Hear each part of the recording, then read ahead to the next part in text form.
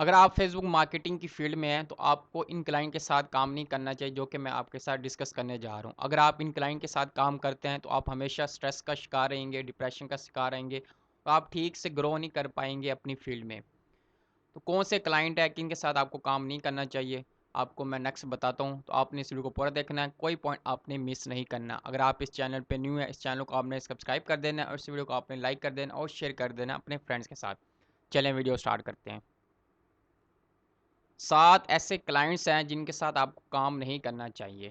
पहला कौन सा क्लाइंट है जिसकी अनरियलिस्टिक एक्सपेक्टेशन हो, उनकी जिसकी जो है एक्सपेक्टेशन बहुत हाई हो, और जो उसके पास इन्वेस्टमेंट हो या कुछ भी आप कह सकते हैं कि उसका प्रोसेस हो अभी कंप्लीट ना हो। तो अनरियलिस्टिक एक्सपेक्टेशन जो क्लाइंट्स की होती है ना, वो बहुत ज़्यादा हाई होती हैं। तो आपने ऐसे क्लाइंट के साथ बिल्कुल काम नहीं करना। या तो आप उसको एक्सपेक्टेशन को या उसके गोल को आप रियलिस्टिक बनाएं। अगर वो नहीं मान रहा तो फिर आप उसके साथ काम ना करें। फॉर एग्जांपल एक क्लाइंट आता है आपके पास, वो कहता है कि मुझे एक महीने में अपने बिजनेस को मिलियन ऑफ सेल के लेके जाना है। तो ऐसा बिल्कुल भी पॉसिबल नहीं है। अगर आप एक महीने में उसकी सेल को ज़ीरो से मिलियंस में लेके जा सकते हो तो ऐसा बिल्कुल भी पॉसिबल नहीं है।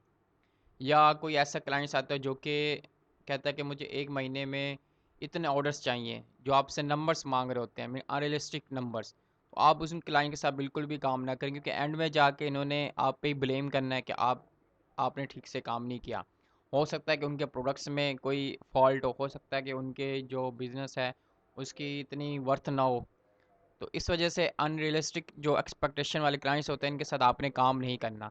दूसरा है अनरिस्पॉन्सिव क्लाइंट्स। ऐसे क्लाइंट्स जो कोई आपको टाइम पे रिस्पॉन्स ना करें। देखिए कि डिजिटल मार्केटिंग फील्ड या फेसबुक मार्केटिंग फील्ड ऐसी है, मार्केटिंग की फील्ड ऐसी, इसमें जो है आपको क्लाइंट के साथ अटैच रहना पड़ता है, डिस्कस करना पड़ता है। तो अगर क्लाइंट्स आपको टाइम पे रिस्पॉन्स नहीं कर रहा, वो अगर आपके टाइम की वैल्यू नहीं कर रहा, तो ऐसे क्लाइंट के साथ हमें बिल्कुल काम नहीं करना।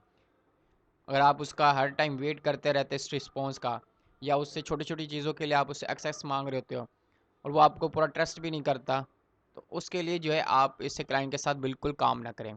थर्ड है क्लाइंट्स वो don't align with your values. Mean ऐसे क्लाइंट्स भी होते हैं जो कि आपकी जो वैल्यूज़ हैं उसके अगेंस्ट आ जाते हैं आपके पास। मीन कि आपका कोई और बिजनेस है लेकिन कोई और प्रोडक्ट आपके पास लेके आ जाते हैं जो कि एक तो अनएथिकल प्रोडक्ट्स होता है, इलीगल प्रोडक्ट्स होता है, और आपको कहा जाता है कि आप प्रमोट करें। तो आपने हमेशा देखना है कि आपकी जो वैल्यूज़ हैं, मीन कि जो जिस चीज़ में आप बेनिफिट दे सकते हो क्लाइंट्स को, अगर वो क्लाइंट्स के प्रोडक्ट्स में अवेलेबल हैं या वो प्रोडक्ट्स हैं क्लाइंट्स का, तब जो है आप उसके साथ काम करें, अदरवाइज आप उसके साथ काम ना करें।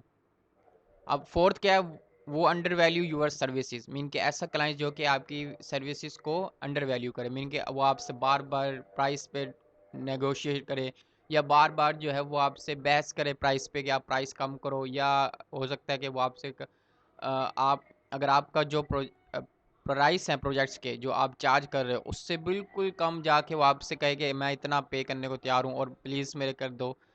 पाकिस्तान में तो ये हाल है कि लोग आपसे मिन्नतें करने लग जाते हैं, सर मेरे पास पैसे नहीं है, सर प्लीज़, सर ये। तो ऐसे क्लाइंट के साथ आप बिल्कुल काम ना करें। देखो आप भी मार्केट में आए हो, ठीक है, आपकी भी कॉस्ट है। अगर आप अपनी सर्विस की उसको लो लो वैल्यू करके बेचेंगे तो आपको कोई भी आपकी सर्विस नहीं लेगा। तो आपने ऐसे क्लाइंट के साथ भी काम नहीं करना जिसको आपकी वर्थ का ना पता हो, ठीक है, जिसको आपकी एक्सपर्टीज़ का पता ना हो, या उसको ये ना पता हो कि आपके साथ काम करके उसको क्या बेनिफिट मिलने वाला है। तो वो आपकी हमेशा आपकी अंडर वैल्यू यूर सर्विस, ठीक है, आपकी सर्विस किसको जो अंडर वैल्यू करेगा, वो कभी भी वैल्यू नहीं करेगा आपकी। वो जस्ट ये देखेगा कि उसने आपको पैसे दिए हैं और आप उसके ग़ुलाम हो, और वो जो है आपको उसकी इशारों पे नाचना है। जो कम प्राइस देने वाले लोग होते हैं उनका यही माइंड में होता है कि उन्होंने आपको हायर कर लिया है, तो वो आपसे जो मर्ज़ी आपसे करवाएं। अब आगे फाइनेंशियल अनस्टेबल क्लाइंट्स। देखिए फाइनेंशियली अनस्टेबल आपको पता चलो ऐसे क्लाइंट जिसकी जो एक्सपेक्टेशन बहुत ज़्यादा हो लेकिन उसके पास बजट बिल्कुल ही कम हो, और वो एक महीना वो करवा ले फिर स्टॉप कर दे प्रोजेक्ट आपके साथ, फिर वो एक महीना करवाए फिर स्टॉप कर दे।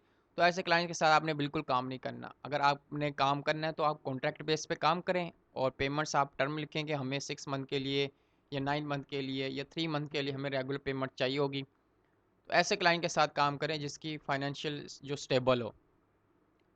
अब उसके बाद जाते हैं माइक्रो मैनेजिंग क्लाइंट्स। अब ऐसे क्लाइंट्स जो आपको कंप्लीट आप पे ट्रस्ट नहीं करते, तो वो फिर छोटी-छोटी आपको एक्सेस लेने के लिए आपको उसके साथ डिस्कस करना पड़ेगा। इससे काफ़ी टाइम कंज़्यूम होता है, कभी वो बिज़ी होंगे, कभी आप बिज़ी होंगे। तो इस तरह से जो है आपने हमेशा कोशिश करनी है कि ऐसे क्लाइंट के साथ काम ना करें जो छोटी-छोटी बात पे आपको रिपोर्ट माँग रहा हो। जी, आज क्या रिपोर्ट आई है? हमेशा रिपोर्टिंग जो होती है ना वो 7 डेज़ की होती है, 15 डेज़ की होती है या 30 डेज़ की होती है। कुछ क्लाइंट्स हो तो वो डेली बेसिस पे आपको कह रहे होते हैं कि आज आपने क्या किया, आज आपने किस तरह से काम किया है, या आप जो है उन कंप्लीट आप पे ट्रस्ट नहीं करते, मीन कि आपको पूरा एक एडमिन रोल नहीं देते, जिसकी वजह से जो है आपको छोटी छोटी चीज़ों के लिए एक्सेस लेना पड़ता है बार बार।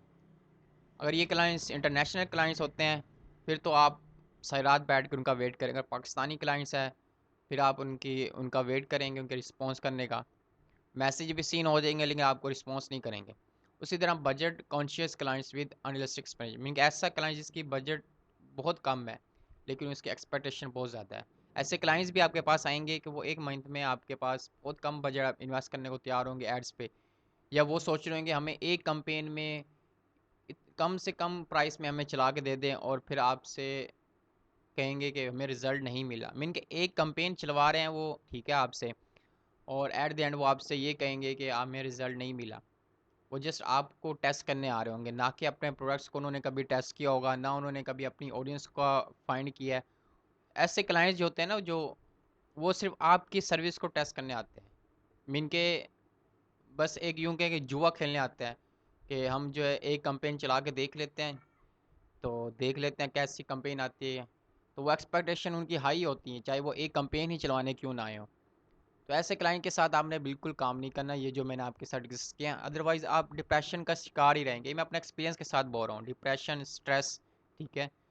और आपको अंडर वैल्यू किया जाएगा तो आप यही समझेंगे कि इस फील्ड का कोई स्कोप नहीं है, कोई वर्थ नहीं है। तो हमेशा आपने सोच समझ के ही फैसला करना है कि आपने किस क्लाइंट के साथ काम करना है, किस क्लाइंट के साथ आपने काम नहीं करना है। ये नहीं कि आप जस्ट प्रोजेक्ट आ जाए और मैं काम स्टार्ट कर दूँ, या पोर्टफोलियो के लालच में आप किसी भी क्लाइंट के साथ काम करने को तैयार हो जाते हैं, या अगर आप बिगिनर हैं तो आप किसी को भी उठा के आप काम करना स्टार्ट कर देते हैं। तो ऐसा बिल्कुल भी आपने काम नहीं करना। उम्मीद है आपको समझ आ गया होगा। कोई बात समझ नहीं आई तो आप मुझे इस वीडियो को कमेंट बॉक्स में मेरे से पूछ सकते हैं, तो मैं इंशाल्लाह आपके कमेंट्स का रिस्पॉन्स करूँगा।